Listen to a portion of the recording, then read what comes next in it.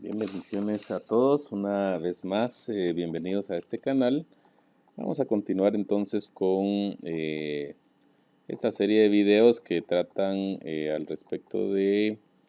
la doctrina legal que ha sentado la Corte de Constitucionalidad en la materia laboral. Desde luego algunos casos relevantes, pues puesto que este tema es bastante extenso, pues poco a poco iremos alimentando con más videos para que puedan ustedes mantenerse actualizados. También de pronto pues voy a subir un video para que más o menos podamos visualizar en la página de la Corte de Constitucionalidad cómo poder accesar a esta doctrina legal o algunos otros casos atinentes a la materia laboral que resultan pues interesantes, puesto que no en todos hay los tres fallos contestes y consecutivos, y pues realmente es bastante difícil obtener esa información de cuándo están esos tres casos con las características que señala el artículo 43 de la Ley de Amparo, Exhibición Personal y de Constitucionalidad. Bien, las cuestiones que ha analizado, una de las cuestiones que ha analizado la Corte de Constitucionalidad es si la enmienda al procedimiento aplicada a la materia laboral es recurrible o no. Esta pues es una discusión de larga data. Realmente más o menos en el año 2010 estaba asentada la doctrina de que la enmienda del proceso laboral era apelable. Sin embargo, en el 2011 más o menos pues surge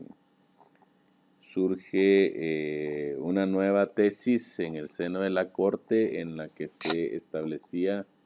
y se hacía prevalecer la especialidad del Código de Trabajo, en el sentido de que pues este establecía que eran apelables únicamente los autos y sentencias que pusieran fin al proceso. Y así se estuvo más o menos como 4 años la doctrina en ese sentido, cuando pues, la Corte pues emite nuevamente 3 fallos contestes y consecutivos en los que se estableció que la enmienda laboral sí es apelable, haciendo ver de que la especialidad de la ley no la constituía el Código de Trabajo, puesto que no es fundamentado en el Código de Trabajo que se pudiera hacer una enmienda al procedimiento, sino que la ley especial que rige el acto sería la ley del organismo judicial, que es la que contempla en su artículo 67 la posibilidad o la facultad del juez de enmendar el procedimiento, y por lo tanto pues se establece dicha norma que esta resolución sí es recurrente. Con esos antecedentes pues vamos a dar lectura a la sentencia de la Corte de Constitucionalidad, y pues aquí vamos a detallar también cuáles son los otros expedientes en los cuales ha sostenido similar criterio y por lo tanto se ha novado nuevamente esta doctrina. Dice: en el caso concreto se advierte que el reclamo de la amparista es que la autoridad impugnada se abstuvo de conocer la apelación de la enmienda del procedimiento que dispuso el juez de la causa. El Tribunal de Amparo de primer grado, en fallo que ahora se conoce, denegó el amparo al considerar que la autoridad impugnada emitió el acto reclamado respetando la doctrina legal emanada de la Corte de Constitucionalidad, referida a que no debía admitirse el recurso de apelación con base en el artículo 365 del Código de Trabajo, que limita el recurso únicamente a los autos y sentencias que pongan fin al proceso por ser ley específica. Ello en atención al principio de especialidad. Esta Corte ha sentado jurisprudencia en otros casos en los cuales se ha determinado que es pertinente establecer, en primer término, si la decisión de enmendar el procedimiento es apelable en toda clase de juicios o, si por el contrario prevalecen las limitaciones de impugnabilidad contenidas en las normas específicas del Código de Trabajo, como el caso que nos ocupa, ordinario laboral por incumplimiento del pago de prestaciones, en el artículo 365 de dicha norma restringe la apelación únicamente a los autos y sentencias que pongan fin al proceso. Cabe asentar que esta Corte sostuvo en oportunidades anteriores que en los juicios en que el recurso de apelación se encuentra limitado, el auto de enmienda de procedimiento no es apelable, criterio que sustentó invocando el principio de especialidad regulado en el artículo 13 de la Ley del Organismo Judicial, de tal manera que se hizo prevalecer lo establecido en un precepto del Código de Trabajo respecto del artículo 67, inciso dice otra vez de la Ley del Organismo Judicial. Este criterio ha sido sostenido, entre otros, en las sentencias, y aquí señala las sentencias en las que se hacía prevalecer este criterio. Hay que recordar también que no recuerdo la fecha, pero en el artículo 208 de la Ley del Organismo Judicial se había introducido una reforma que hacía prevalecer la ley del organismo judicial por sobre todas las normas de carácter procesal. Este artículo fue derogado posteriormente, por lo que volvió nuevamente la ley del organismo judicial a ser una fuente supletoria. Pero bueno. Continúa la Corte indicando: no obstante lo anterior, este tribunal, con base en el artículo 43 de la Ley de Amparo, Exhibición Personal y de Constitucionalidad, que preceptúa la interpretación de las normas de la Constitución y de otras leyes contenidas en las sentencias de la Corte de Constitucionalidad, sienta doctrina legal que debe respetarse por los tribunales, al haber 3 fallos contestes de la misma Corte. Sin embargo, la Corte de Constitucionalidad podrá separarse de su propia jurisprudencia, razonando la innovación, la cual no es obligatoria para otros tribunales, salvo que lleguen a emitirse 3 fallos sucesivos contestes en el mismo sentido. Decide apartarse de aquel criterio al considerar que el artículo 67, inciso D de la Ley del Organismo Judicial, que otorga al juez la facultad de enmendar el procedimiento, precisa que el auto que disponga la enmienda es apelable en toda clase de juicios, por lo cual la norma que debe prevalecer en aplicación del principio de especialidad es esta última, por ser la que rige la facultad del juez de enmendar el procedimiento y no la contenida en el artículo 365 del Código de Trabajo. Este criterio ya lo ha sostenido este tribunal en casos anteriores cuyos antecedentes versaban sobre procesos de naturaleza civil. En esas oportunidades aseveró la Corte que el legislador estatuyó una norma específica que constituye una excepción a la aplicación de la general que restringe el uso del recurso de apelación. Se afirmó que por ser la enmienda del procedimiento un acto que el juez decide de oficio, es razonable que la voluntad del legislador se haya inclinado por dar a las partes que intervienen en un proceso la oportunidad de discutir o cuestionar una decisión que fue dictada sin la intervención de éstas y sin que tuviera oportunidad de argumentar en contra. Por ello, la interpretación que viabiliza la apelación del auto que decreta la enmienda al procedimiento resulta más acorde a la protección del derecho de defensa y al debido proceso, en virtud que, como ha quedado asentado, el auto por el que se decreta la enmienda constituye un acto unilateral del juez que puede ser revisado en alzada para determinar su pertinencia. Este criterio, como se afirmó, ya ha sido aplicado en casos cuyo antecedente era de índole civil y quedó contenido en las sentencias de fechas tales y tales y tales.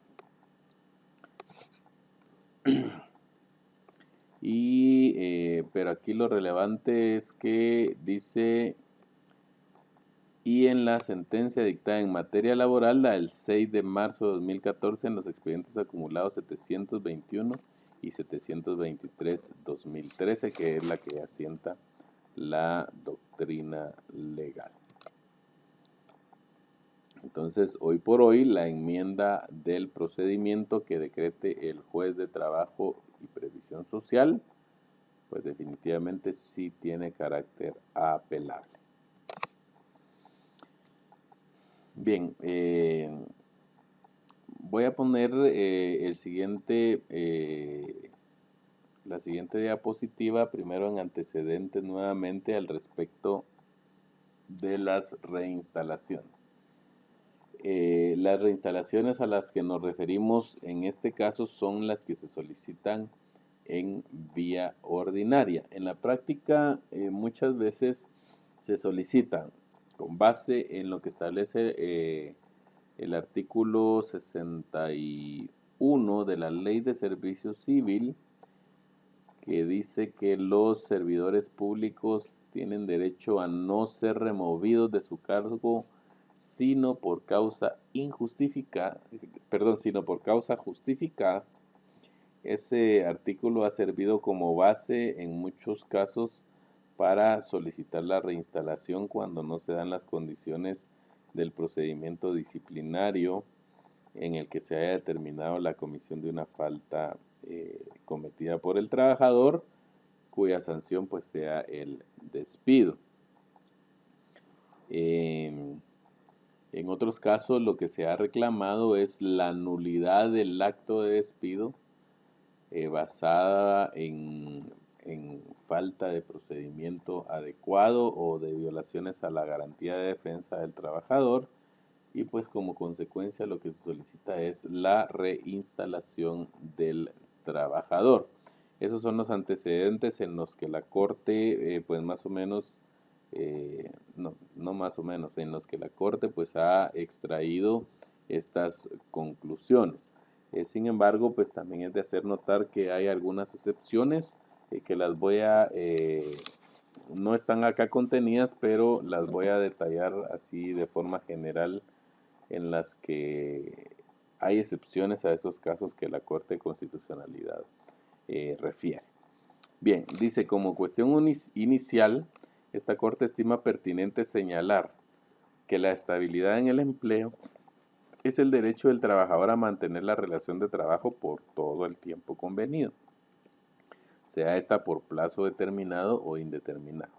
Según la intensidad con la que se garantice el derecho a la estabilidad, se puede clasificar en estabilidad propia o impropia. La propia, que puede ser absoluta o relativa, se presenta cuando la norma aplicable prevé la imposibilidad jurídica de extinguir la relación sin causa.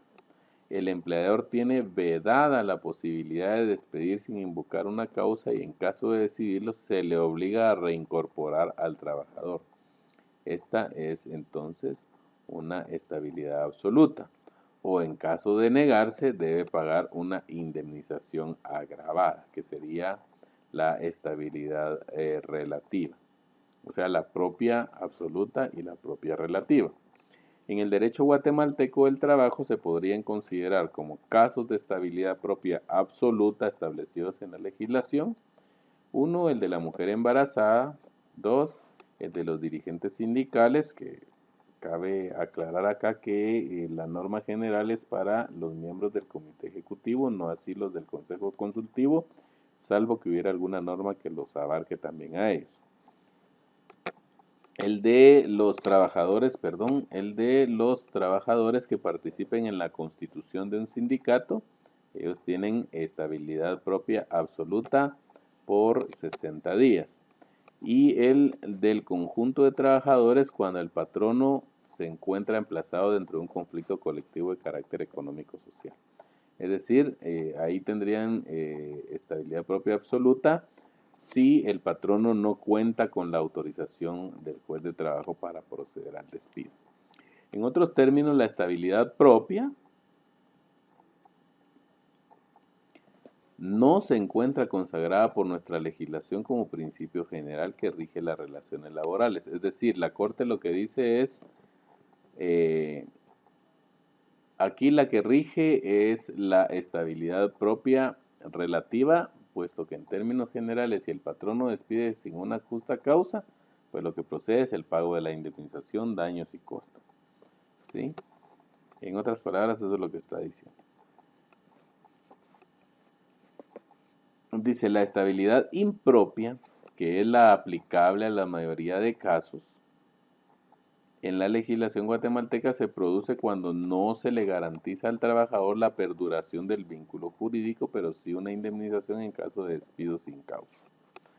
Se trata de evitar el despido antijurídico al imponer una sanción indemnizatoria al empleador que lo dispone, es decir, se ha dispuesto una reparación tarifada abarcativa de todos los daños y perjuicios que pudiera causar la decisión rescisoria. Es la situación prevista en el artículo 110 de la Constitución Política de la República para el caso de los trabajadores del Estado. La norma mencionada establece: los trabajadores del Estado, al ser despedidos sin causa justificada,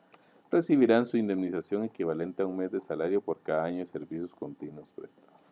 Este derecho en ningún caso excederá de 10 meses de salario. Aquí están los expedientes en los que se ha emitido este criterio. Ahora bien,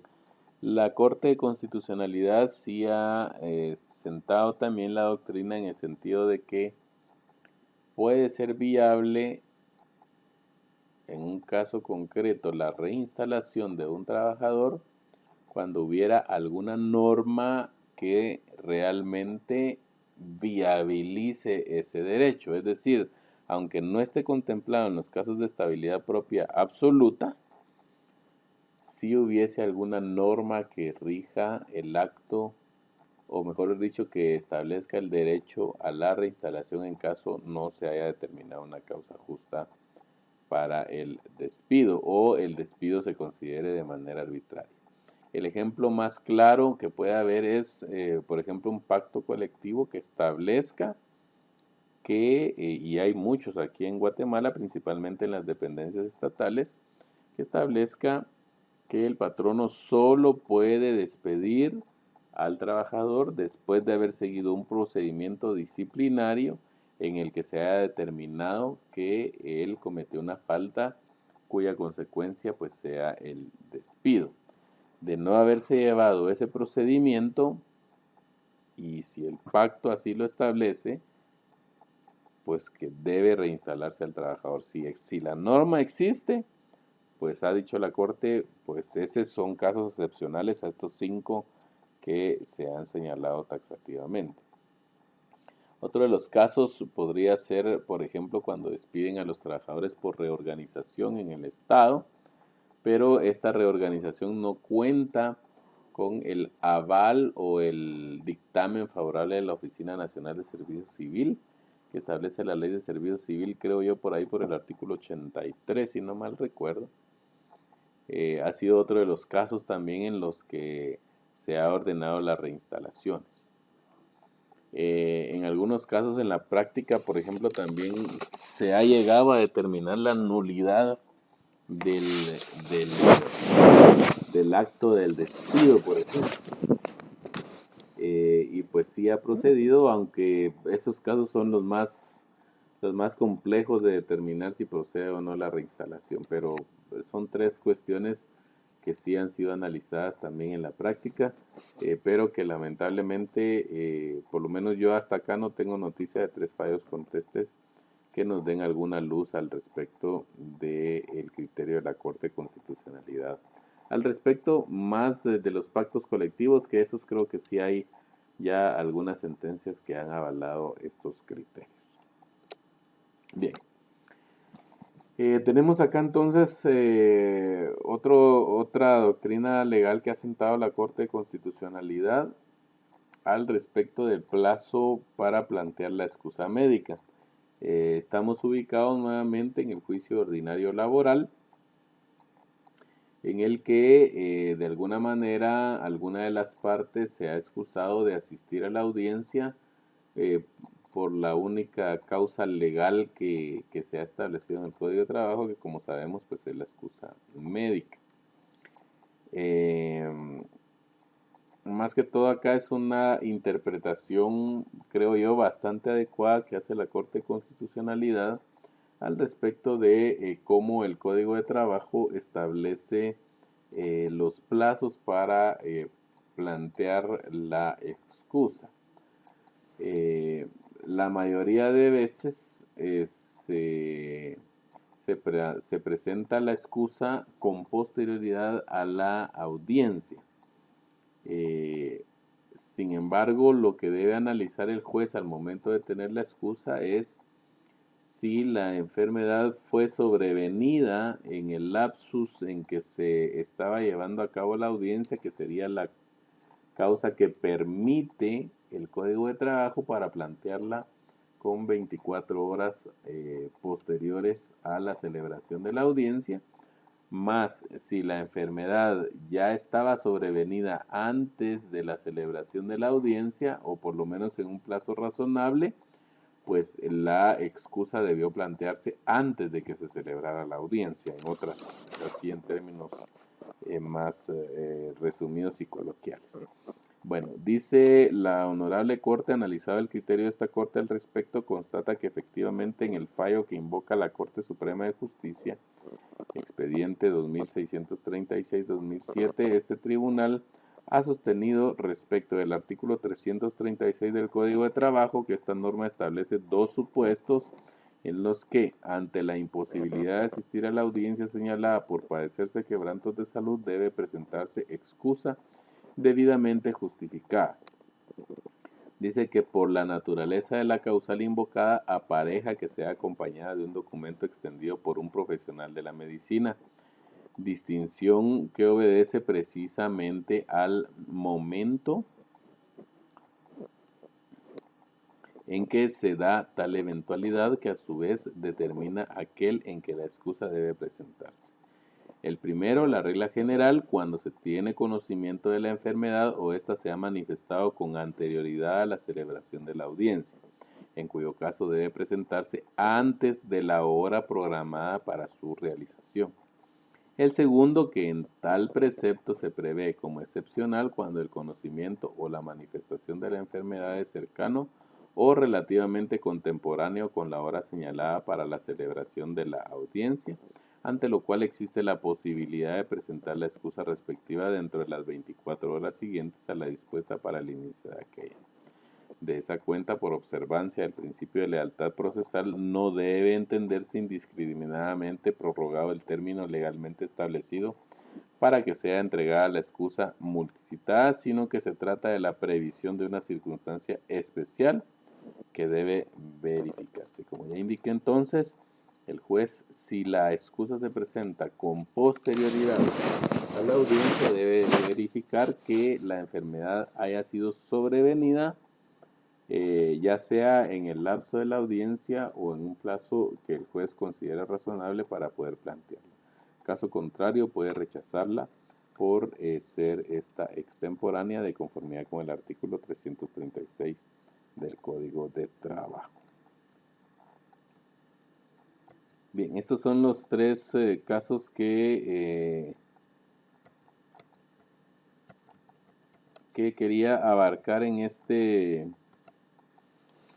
video, para no hacer demasiado extenso el video, porque sí es un poco tedioso, perdonen lo cargado de las diapositivas, pero definitivamente pues era necesario trasladar todo el contenido de las sentencias que la Corte Constitucional era demanda. Bien, es todo por el momento. Te invito a que puedas ver los otros videos al respecto de la doctrina que la Corte de Constitucionalidad ha sostenido en la materia laboral. No olvides suscribirte a este canal